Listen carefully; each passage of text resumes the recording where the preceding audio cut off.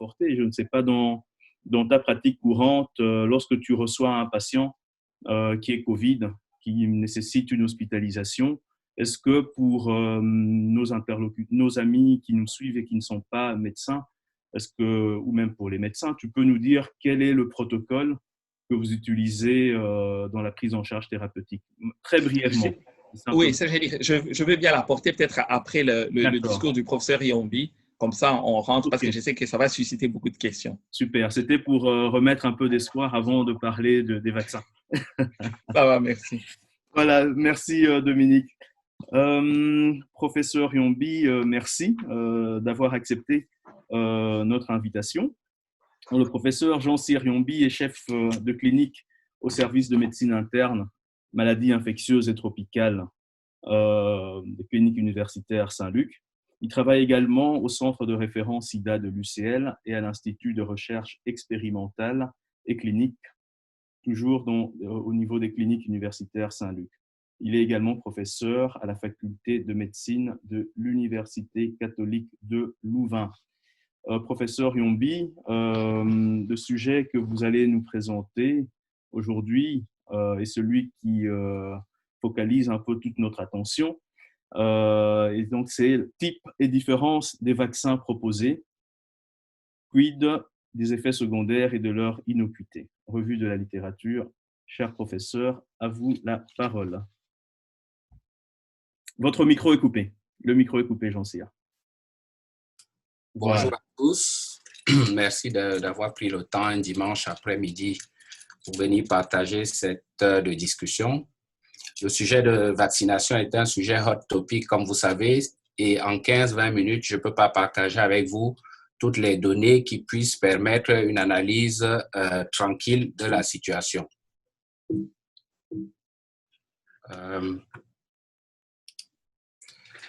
La première des choses, bon, vous avez vu, il faut toujours donner ces conflits d'intérêts puisque vous savez que toutes les discussions sont basées et on est tous accusés d'avoir des conflits d'intérêts.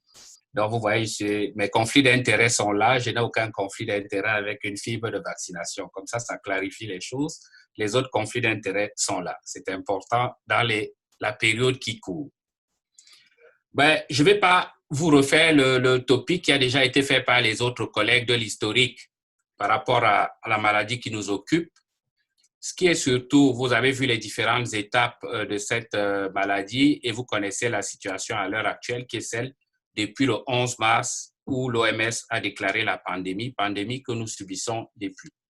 Vous savez, évidemment, une des notions peut-être importantes, on l'a déjà dit, le virus, c'est le SARS-CoV-2 et la maladie qu'elle entraîne, c'est la COVID. Mais il faut se rappeler, c'est important, que la séquence a été partagée depuis le 10 janvier. Peut-être un petit rappel que Yvette avait déjà fait sur les coronavirus. Il faut se rappeler que là, c'est un virus à ARN. C'est très important, simple bras, autour desquels il y a des protéines, la nucléocapside protéine, et Yvette le sait aussi très bien, contre lequel on peut fabriquer beaucoup d'anticorps et qui vont peut-être nous aider à distinguer sur les sérologies liées à la vaccination ou liées à la maladie, mais on va y revenir.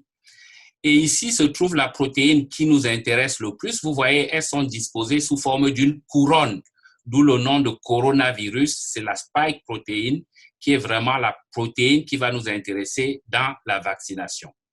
Vous savez très bien que les coronavirus, il y a ceux qui nous donnent les rhumes banaux et toute la discussion que vous connaissez par rapport à l'immunité croisée, ce n'est pas le sujet, et les coronavirus des syndromes respiratoires. Pourquoi j'en parle? Parce que le SARS-CoV, qui était le premier SARS, c'était 2002-2003, et le MERS-CoV, qui est Middle East Respiratory Syndrome, était déjà aussi en 2012, et il y avait déjà des travaux qui avaient déjà été faits sur les vaccinations, et vous comprendrez pourquoi j'insiste là-dessus, et le nouveau coronavirus. Peut-être une petite histoire de physiopathologie pour comprendre, parce que ce virus a besoin du récepteur ACE. Ce récepteur se trouve dans pratiquement tous les organes. Et vous comprenez aussi la diversité d'atteintes de cette maladie qui touche pratiquement tous les organes, du cerveau au cœur, aux poumons, au tube digestif, à la peau, ainsi de suite, ainsi de suite. Et en fait, quand ce virus rentre, ce virus à ARN va se multiplier, il va être traduit pour fabriquer des protéines virales, c'est important cette étape, et il y aura d'autres virus qui vont être produits. Que va faire notre organisme? Il va réagir en entraînant une réaction inflammatoire et en attirant des cellules immunitaires. Ces cellules T sont des cellules immunitaires et des cellules B qui vont servir à faire quoi? Soit vous avez une réponse normale, les cellules T vont détruire les cellules infectées, les cellules B vont produire des bons anticorps qui vont neutraliser le virus et vous aurez une maladie avec des dégâts minimaux. Soit vous allez vers une cascade où tout va s'emballer, production massive de cellules immunitaires, inflammation massive et qui va entraîner ces maladies avec les dégâts dont tous les deux collègues ont parlé précédemment.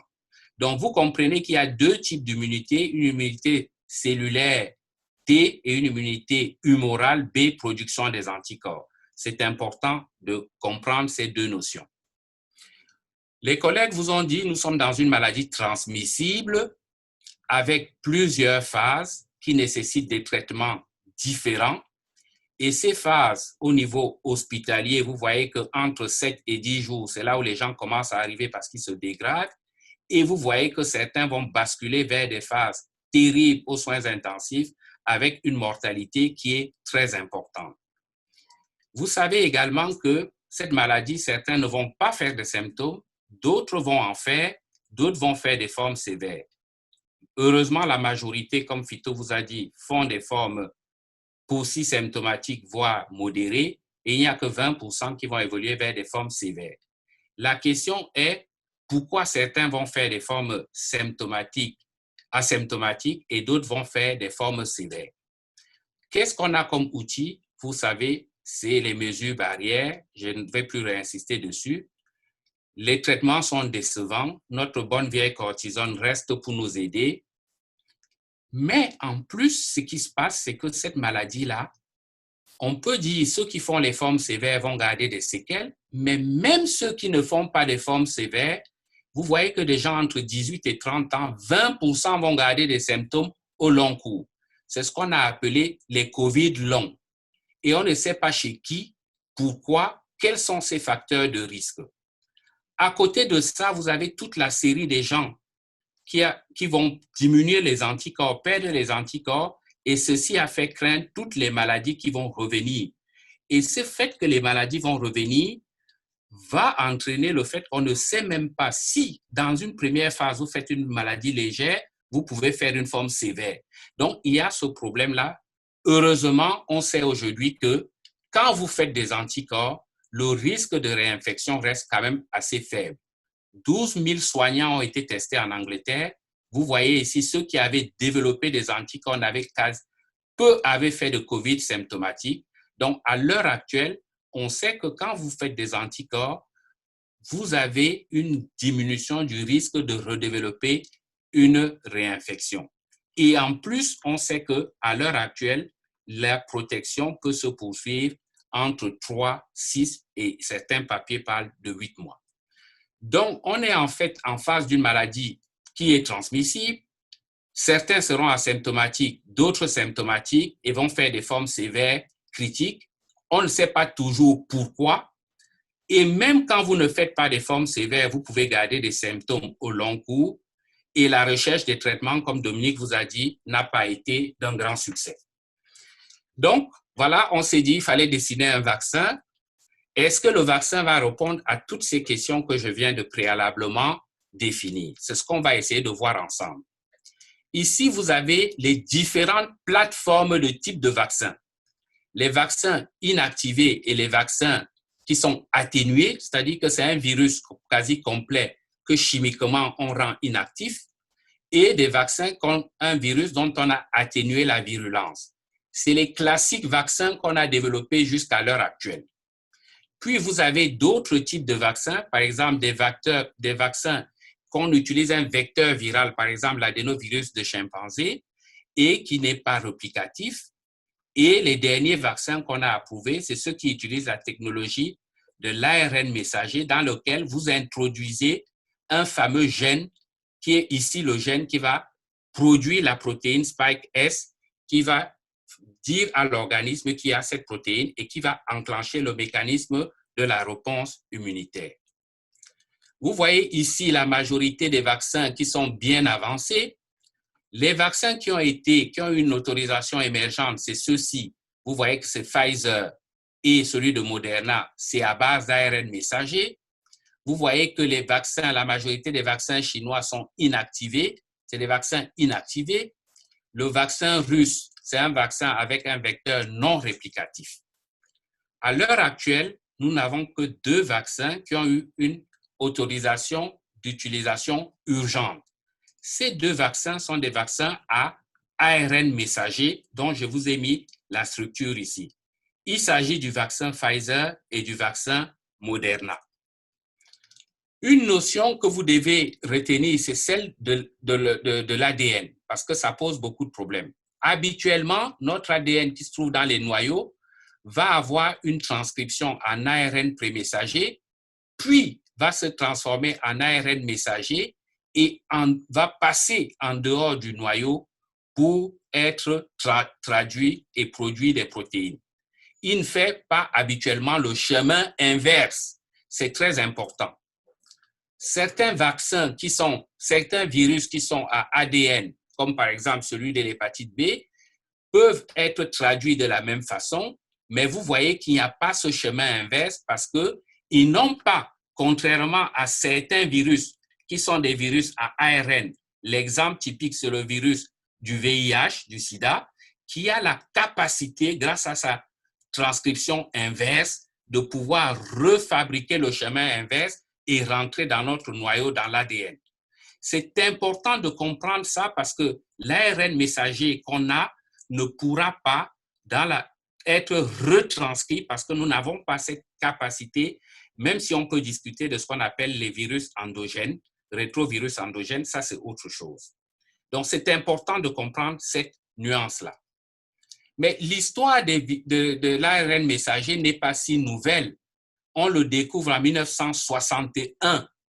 Et si vous voyez déjà dans les années 90, 95, on a pu déjà voir que cet ARN pouvait produire une immunité cellulaire, ce sont les cellules qui vont détruire le virus, et une immunité humorale, c'est la production des anticorps. Et vous voyez que les applications en bleu sont déjà également, en 1990, le premier concept de vaccin à ARN, c'est 1990, et sur le plan, d'ailleurs, la première application concerne pas les maladies infectieuses, mais plutôt le cancer. Et vous voyez qu'il y a toute une série de vaccins à ARN depuis 2012.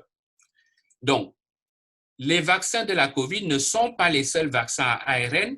Vous avez celui du RSV, celui qui donne les infections respiratoires chez les enfants en hiver, le cytomégalovirus, la grippe, le para-influenza 3 qui donne aussi les anosmies, la perte de goût et d'odorat, Ebola que nous connaissons et les pneumométavirus. Donc, il y a toute une série de vaccins à ARN qui sont testés. L'autre question qui vient, c'est celui de la rapidité. On nous dit, mais vous avez fabriqué, les vaccins ont été fabriqués trop rapidement. Habituellement, c'est vrai, vous avez des études sur les souris qui vont durer 2 à 4 ans. Puis, vous allez avoir une phase 1. C'est quoi la phase 1? C'est de voir la sécurité, le safety, et puis la phase 2 où on continue à suivre le safety et le fait qu'on a une réponse immunitaire correcte. Enfin, une phase 3 où on teste, on continue à surveiller la sécurité, mais on voit l'efficacité chez les volontaires. Et après ça, on va soumettre 1 à 2 ans aux organes de régulation, la FDA américaine, l'EMEA européenne, et ce n'est qu'après qu'on commence à produire à large échelle ces vaccins. On met 15 ans. Ici, ce qu'on a fait, c'est qu'il y avait déjà cette technologie. Rappelez-vous, je vous ai parlé du premier SARS et du MERS. Il y avait donc déjà cette technologie. Et ce qu'on a simplement fait, c'est facile de dire, c'est d'incorporer le gène de la protéine Spike qui pouvait produire cette immunité. Et qu'est-ce qu'on a fait ensuite? Vous voyez les différentes phases. mais elles ont été superposées les unes aux autres. C'est-à-dire que la phase 1, une fois qu'on avait des résultats intermédiaires, on pouvait déjà passer à la phase 2 avec la réponse immunitaire. Et une fois qu'on avait déjà ces résultats, on engageait la phase 3 qui était de continuer à surveiller la sécurité et voir l'efficacité. Vous voyez que la production se faisait en même temps avec le risque que si le vaccin n'est pas efficace, tout ce qui a été produit est perdu. Et on le soumettait aux organes de régulation. 2 ans est devenu 2 mois. Et vous vous rappelez le fameux tweet de notre Trump, le président Trump, qui a dit « Grouillez-vous à aller analyser les données et reconnaître les vaccins ». Donc, de 15 ans, on est passé entre 10 mois et 1 an et demi. Et c'est ce qui explique la stratégie du fait qu'on est allé beaucoup plus vite que ce qui se passait antérieurement. Et qu'est-ce qu'il y a? Je vais parler de nos 2 vaccins qui nous intéressent.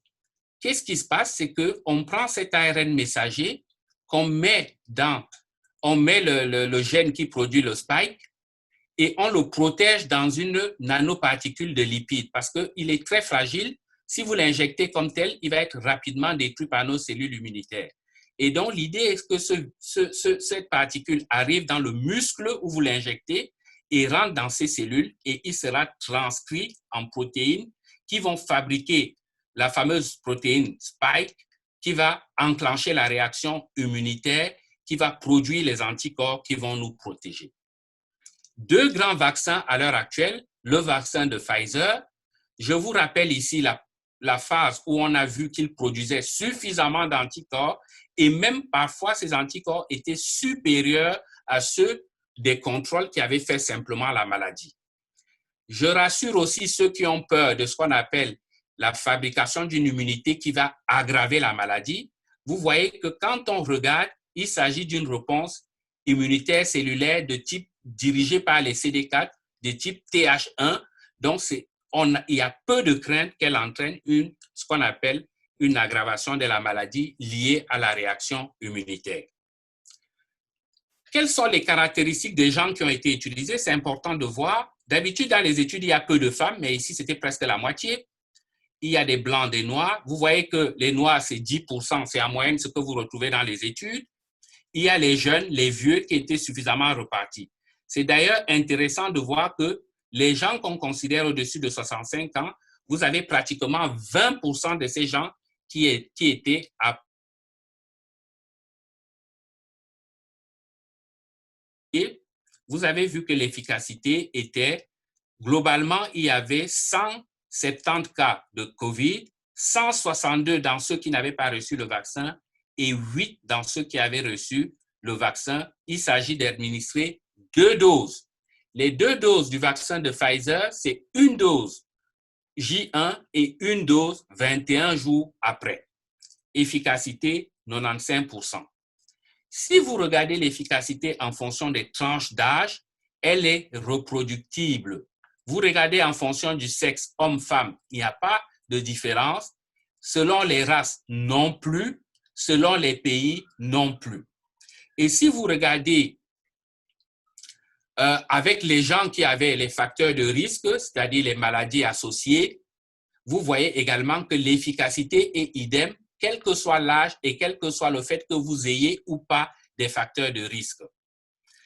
Quand vous regardez ici, c'est en fonction des différents facteurs de risque, c'est ça que ça vous dit.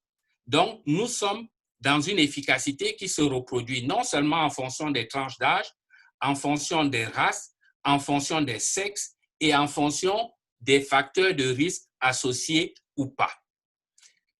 Si vous regardez, est-ce que ce vaccin nous protège contre des formes sévères? Voilà la définition des formes sévères. Je ne vais pas, Dominique avait déjà décrit ces formes sévères. Vous voyez que globalement, il y a une protection. Quand vous analysez toutes les données avec 21 000, il y a eu 1 cas de forme sévère dans le vaccin et 9 cas dans le forme placebo. Ça fait à peu près une protection de 90%, 90% selon que vous êtes français ou belge. Et si vous regardez, la question qu'on se pose, comme il y a 2 doses, quand est-ce que commencerait la protection? On voit ici sur ce schéma que la protection, les 2 courbes se séparent aux environs de 14 jours. Donc, après la première dose, la protection commence déjà après la première dose, 14 jours après l'administration de la première dose. Ce qui veut dire que quand vous recevez la première dose, vous devez continuer à toujours faire les mesures barrières et probablement même après la deuxième dose, mais je vais y revenir. Et donc, c'est ça que ça vous dit ici. Une dose et avant la deuxième dose, vous voyez que la protection n'est pas énorme. 2 doses, mais 7 jours après la deuxième dose, vous avez 90%. Et quand vous êtes au-dessus de 7 jours, vous frôlez des performances qui sont de l'ordre de 95%. Donc, cette protection apparaît effectivement après la première dose et se sépare à 14 jours, mais elle est beaucoup plus importante après la deuxième dose et c'est surtout à partir de 7 jours après la deuxième dose que vous obtenez la protection maximale. Vous allez me dire, mais ces vaccins donnent des effets secondaires. Oui, nous avons toujours, quand on se vaccine, des effets secondaires qui sont déjà locaux. Ces effets secondaires locaux, vous les voyez ici, là, et ils disparaissent, ils sont là présents. C'est la douleur à l'endroit, la rougeur, vous voyez qu'ils sont là. Ils sont bien présents et d'ailleurs, on conseille pour certains de prendre des antidouleurs pour pouvoir soulager ces effets secondaires. Et si vous regardez, ils sont souvent maximaux au jour 2. Et les effets secondaires graves, c'est-à-dire fièvre au-dessus de 40, les réactions aussi d'injection, la fatigue, la fièvre, les maux de tête, vous voyez que ces effets secondaires qui sont habituels, c'est ce qu'on appelle la réactogénicité, ils ne sont pas extrêmement sévères. Heureusement, vous avez les chiffres ici, vous voyez que ces effets secondaires-là ne sont pas extrêmement sévères. Ils sont même plus importants après la deuxième dose. Et ils sont plus importants chez les jeunes que chez les patients âgés. Ce qu'on sait aujourd'hui de ce vaccin, c'est qu'il protège contre la COVID, il protège contre les formes sévères, mais ce qu'on ne sait pas, c'est la durée de protection. Ce qu'on ne sait pas, c'est aussi chez des populations à risque comme les immunodéprimés, il n'y en avait pas assez. L'autre chose, l'étude n'a pas été faite pour détecter les bénéfices sur la mortalité. Une autre chose qu'on ne sait pas à l'heure actuelle, c'est sur la transmission. Cette étude n'a pas été faite pour voir si on empêchait la transmission, parce que ça empêche les formes symptomatiques, mais les formes asymptomatiques peuvent toujours exister, même si on sait qu'elles sont pourvoyeuses de moins de transmission.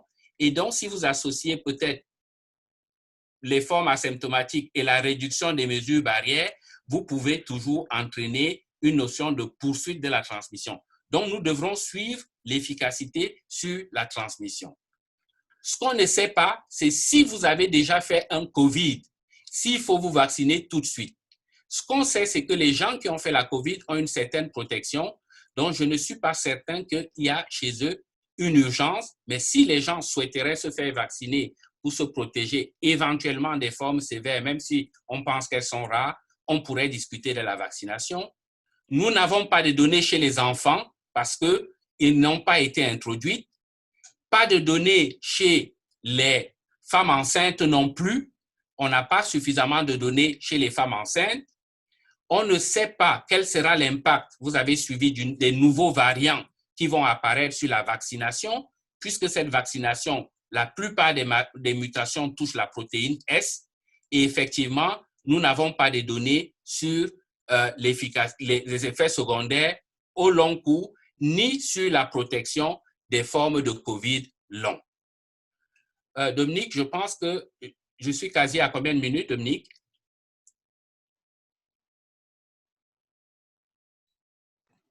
Tu peux continuer, tu sais. Je pense que le sujet est tellement intéressant. Je pense que vas-y.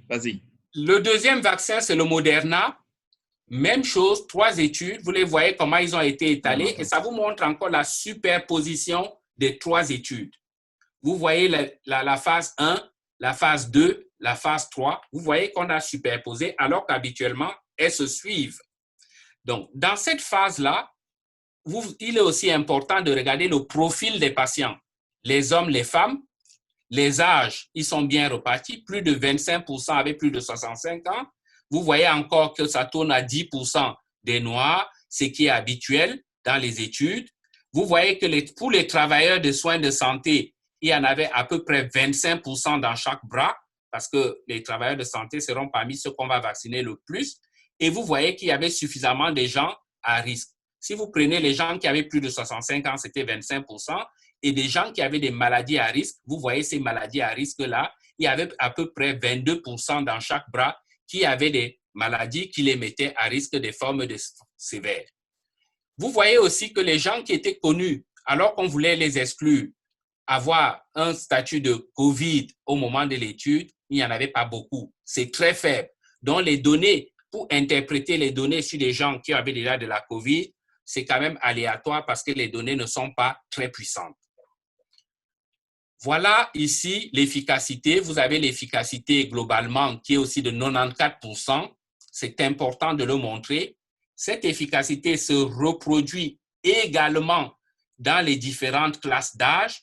Dans ce vaccin Moderna, quand vous prenez les données combinées, vous vous rendez quand même compte que chez les plus de 65 ans, il y avait une efficacité qui était un peu moindre que chez les gens. Elle était de l'ordre de 88% par rapport au 94% global. L'efficacité se reportait également chez les patients qui avaient des facteurs de risque. Si vous regardez ceux qui avaient été connus déjà COVID, il y avait 0 dans le groupe vaccin, 1 dans le groupe placebo. On va vous dire 100% d'efficacité, mais ce chiffre est trop faible pour pouvoir faire une interprétation. Par contre, quand vous regardez le groupe de ceux qui étaient connus, pas de COVID, l'efficacité rejoint les 94%. Si vous regardez les formes sévères, vous allez voir ici qu'il y avait 0 forme sévère dans le Moderna et 30 formes sévères dans le placebo. Donc, il y avait une efficacité pour les formes sévères de l'ordre de 100%. Si vous regardez aussi la survenue après la première dose, quand vous avez une première dose, on disait globalement c'est une protection de 80%, mais après la première dose et 14 jours après la première dose, vous voyez que vous n'êtes pas encore très protégé. Et si vous voyez après 14 jours après la première dose, vous voyez quand même que l'efficacité montait. C'est ça que cette courbe-là vous montre aussi, que l'efficacité, les deux courbes se séparent surtout après 14 jours. D'où la nécessité, même quand on a reçu une dose et probablement la deuxième, de garder des mesures barrières un certain temps. Jean-Cyr, je t'interromps 3 minutes si tu veux bien. Ça ira en 3 minutes? Oui, je suis à la fin, tu sais. D'accord, merci. La seule donnée, c'est sur les formes asymptomatiques. Il faudrait tout simplement se rappeler qu'ils ont fait une petite analyse pour voir si on protégeait les formes asymptomatiques.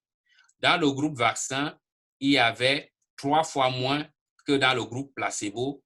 Une fois de plus, vous voyez que ces données-là ont été analysées, mais nous devons rester extrêmement prudents quant à l'analyse des données d'efficacité. Donc, on pourrait répéter la même conclusion qu'on a eue avec le vaccin de Pfizer, avec quelques petites différences. Je vous ai mis ici la comparaison entre les deux vaccins, celui de Pfizer et celui de Moderna. Vous aurez les diapositives. Vous allez voir les méthodes de conservation ne sont pas tout à fait identiques. Les doses qui viennent dans un paquet ne sont pas identiques, ainsi de suite. Vous voyez l'efficacité, elle est quasi similaire. Les effets secondaires sont là. Le nombre de patients qui ont été étudiés. Là, je vous ai fait un résumé qui pourra vous servir pour la suite. En pratique, je vais m'arrêter ici et je suis prêt à répondre aux questions de la pratique.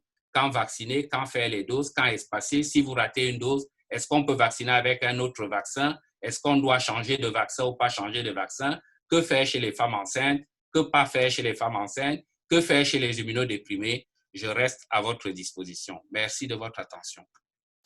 Très grand merci, professeur, pour cette intervention qui replace un peu le sujet et qui apporte de la lumière dans une bonne part des questions. Maintenant, nous allons passer à la session de questions-réponses et pour ça, pour cette partie, je me ferai assister